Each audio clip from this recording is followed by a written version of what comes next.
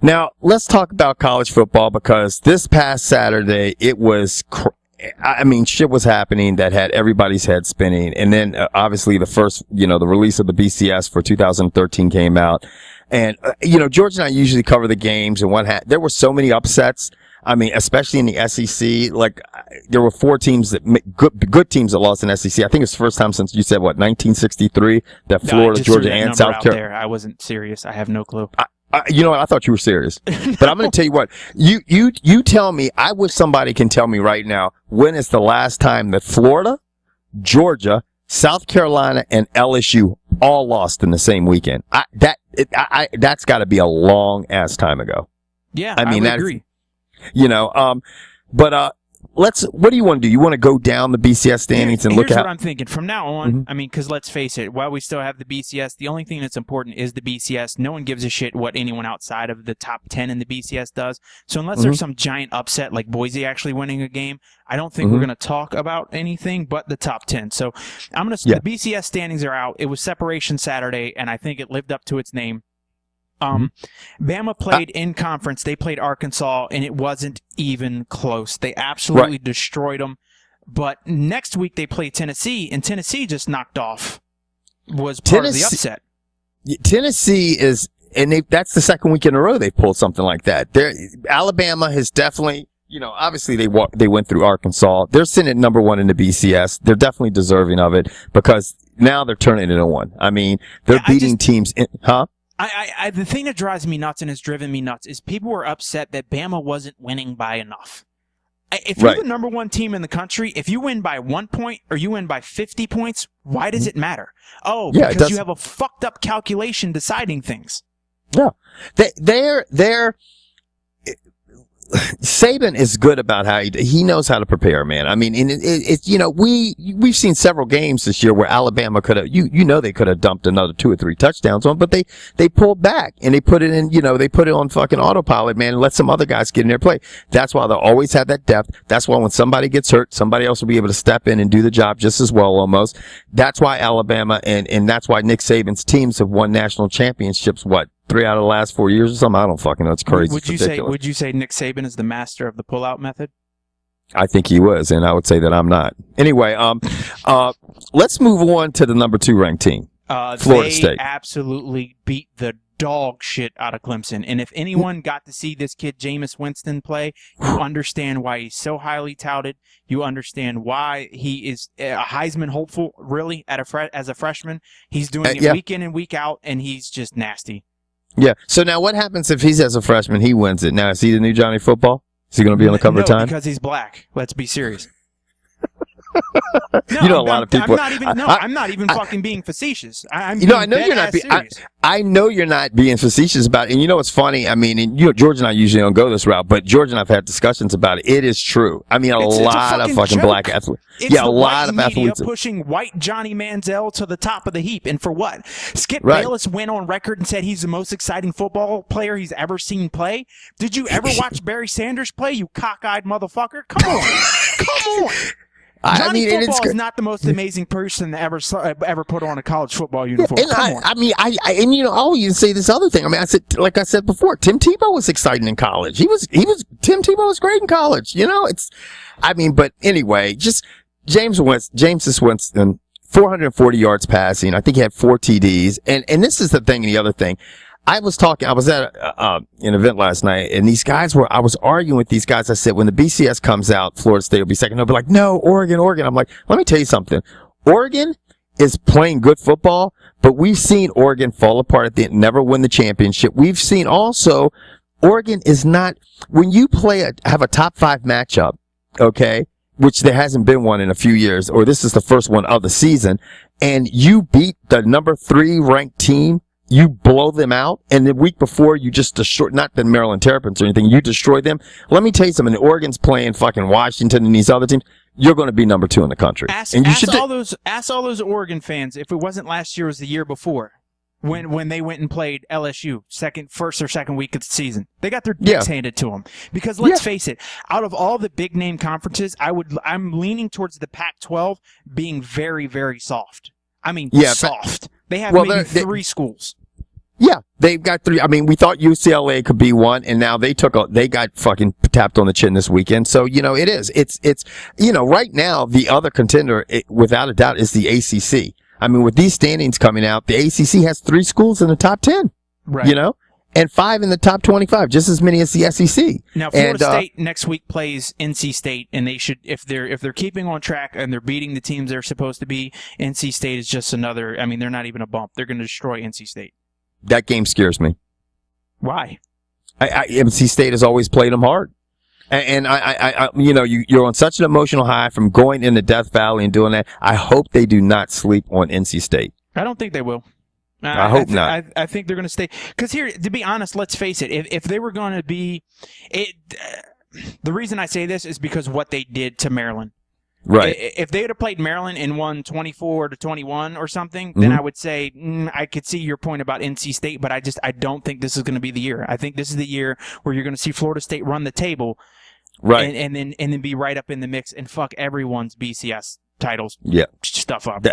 That's true. Well, Oregon's at 3, like we said. And they hung 62 on Washington State, but. Now they have to play UCLA, which will probably be, up to this date, the toughest game they've had all season. Right. That will be a tough game for them, and I want to see how that one's going to end up. I know Witchman-Jig is Morris not too happy with how what Stanford did to him this past weekend. So yeah, that's interesting. Who do you have in that game? I got Oregon just because right now, because that kid Mariota is he's looked unflappable is one way I'd put it. Everything's clicking. He's not doing anything wrong. He's not turning over the ball. If the play's not there, he takes off running. He's not trying to do too much. And they're actually starting to play a little bit of defense. But again, it's pretty skewed when you don't play any offenses. So this will be it, because the quarterback for UCLA is nasty. The kid's good. But right now, I think it's a 2 against Oregon. I think it's a 2-man Heisman race with Mariota and Jameson out of Florida State. I think you're those not two. Putting Johnny Football in there, because stats-wise, he's doing better this year than he did last year. Yeah, but his team, I'm talking teams. The bottom line is you do things, you make turnovers, you do certain things. But let me tell you something. These 2 guys are sitting right now with undefeated teams. Obviously, either one of these teams could play in the national championship. Texas A&M, they are not playing in the national championship. Right, and I'm going to tell you right now, if you lined up all 3 of those football teams and you took away all 3 of their quarterbacks, I think A&M would do worse than the other 2. I mean, if we're strictly going off of who means the most to their team, I think Johnny Manziel means more to his team than those other 2. You know what's funny? And I said that a couple weeks ago. I said that's what I said. They should base it on. You know what, George? You make a good point, because I do. Because A&M would get the shit kicked out of them in the ACC, and in the SEC, and I think Florida State might end up with 1 or 2 losses without Winston. Right. I think A&M would be lucky to go 500 without Manziel. Yeah, I think Oregon could do the best, but just the way they run their offense, they could probably do the best. That's a plug-and-play system, because I can tell you right now, the next 2 guys on the depth chart are going to look and play just like Mariota. They don't have anyone in there, and that's the beautiful thing about college. You have a system that's not going to change. You just go and recruit the players who fit your system. You don't have to adapt. You don't have to change. This isn't the NFL. Now, Ohio State, they really squeaked. Huh? I have this is my upset game of the week. They absolutely struggled against Iowa, and Penn State and that kid that freshman quarterback they have, I think is looking better. Ohio State. You know what's funny? I agree with you, and people were laughing at me a little while ago when I was talking about Nebraska. Nebraska's sitting back there, no one's talking about, but obviously they've made an impact because they're in the top 25 in the BCS with only 1 loss. And you know what? They're looking better every week. And you know what? They could give them a run. Ohio State's not, I don't know if they're going to get out of the season undefeated. Now, I tell you who's really impressive is who's sitting at number 5. And obviously, they were very impressive in the BCS because they're 5th in the country, and that's Missouri. Right. And they're undefeated. They're undefeated, and they absolutely manhandled Florida. Now, I don't know if that means Florida's maybe a little overrated, and they're riding a high of last year in their name, because this is 2 weeks in a row they lost. They lost to LSU and then turned around and lost to Missouri. But Missouri plays South Carolina next week, which will be Florida and Georgia managed to get their ass overrate themselves right out of top 25 because they're not in the BCS anymore. Top 25. So, and then you got Stanford at 6, who they obviously had that loss early in the season, but they've looked great lately. They got the job done, against UCLA. And, it's funny because, one of the guys in the gym's his best friend is the son for Stanford and, the quarterback for, what the fuck am I trying to say? A buddy of mine in the gym, his friend, son is the quarterback for Stanford.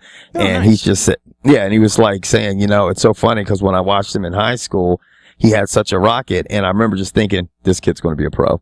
And he goes, and so he's there. He's their quarterback at Stanford right now. Now, Miami's another team. Well, Stanford has to play at Oregon State next week, and that they need to show up and win that game to stay in the BCS and to move up in the BCS. But yeah, they're going to have to do that. I think Stanford really has to run a table. Yes. I think what they'd have to do is either face Oregon. Do they face Oregon this season? I'm sure they do. Yeah, they do toward the end of the season.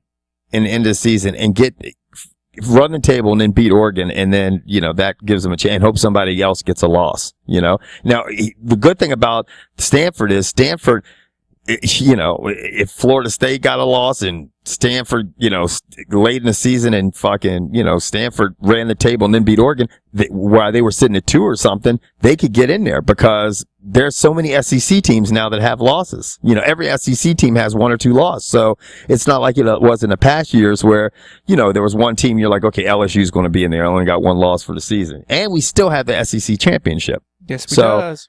And and that leads us to Miami, who squeaked by North Kakalaki.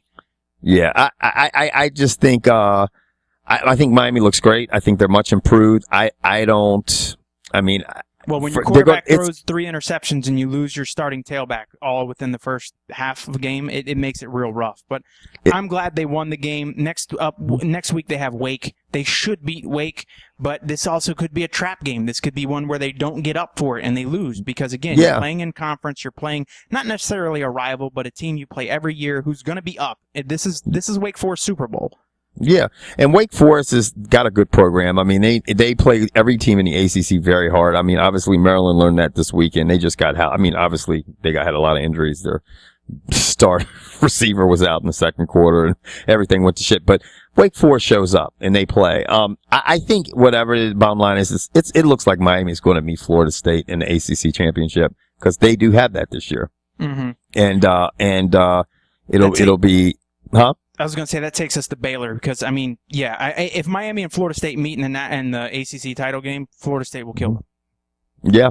And, this is what you got to look at, man, right now. We've got 1, 2, 3, 4, 5, 6, 7, 8 teams right now that are undefeated. And that shit ain't going to last much longer. Well, it can't last with Texas Tech. It can't last with Miami and Florida because they're going to be in the championship. So one of them will knock each other off. It cannot last. Missouri, Baylor, and Texas Tech are all in the same conference too. No, Missouri's in the SEC now, pimpin'. Oh, that's right. Missouri's in SEC. So that could be very interesting. Now, let me ask you something. Missouri, they're on the other side, right? Are they on the same side as Alabama? I don't think so. Look, I'm not 100% sure. We don't have this shit committed to memory. If Missouri runs the table and plays in the SEC title game, and they're undefeated, and they win, I'm sorry, but it's another SEC school who beat every other SEC school they had to play. They'll be in the national title game. Missouri is in the East and Alabama's in the West. There you go. There's a strong possibility that they can meet for the SEC title game. Yeah, that's going to be interesting too. So we always say this, and by the time the end of the season rolls around, there's 2 undefeated teams.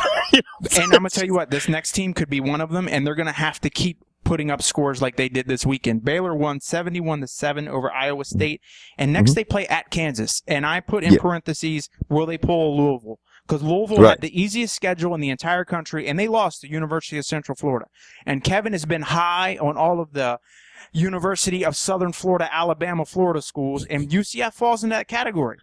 They get the leftovers from the SEC. They get the leftovers from Florida State, and they showed up and they whooped Louisville's ass. They did. And they it's like Bridgewater couldn't get it done against them. I think that really hurt him, in the Heisman race. I'm thinking this could happen to Baylor. Baylor has to travel to Kansas. Now watch, they'll beat Kansas by 100 points, but Kansas is a tough, gritty team, and I would love to see them knock Baylor off their perch. Now, I was ready to say UCF is in the top 25. I was thinking, I don't know why the University of Central Florida is not in the top 25, because let me tell you something. They beat Louisville, and then they almost beat South Carolina, remember? And if they had they lost to South Carolina, I believe, in South Carolina about 3 points, they'd be undefeated. Yeah, they're a good team, and I'm gonna tell you what, if they keep on track and depending on what kind of recruiting class they have, we could possibly be talking about them next year, cracking in and causing a ruckus. Yep, they could be like how South Florida was a few years ago. Yeah, or even Boise State. And then fall off the map. So anyway, Clemson obviously took it on the chin by Florida State. Look, they're still in the top of the BCS, but one more loss and they're gone. Let's face it, they're there because they beat Georgia early on. They have a tough schedule, but they play Maryland next, and I'm gonna tell you right now, it could be real ugly for the Terps if the Clemson has to come out and try to prove why they belong in the BCS. This could be It's gonna be ugly for the Terps, man, because they got some really bad injuries, man. I mean, their best top wide receiver, is out. They're hurting all over the map. Yeah, and then we round out the top 10 with Texas Tech, who's undefeated. And they barely beat West Virginia, who seems to be in a shootout every other week. They beat them by 10, and then this week they travel to number 15 at Oklahoma. Let me tell you, next week Texas Tech won't be undefeated.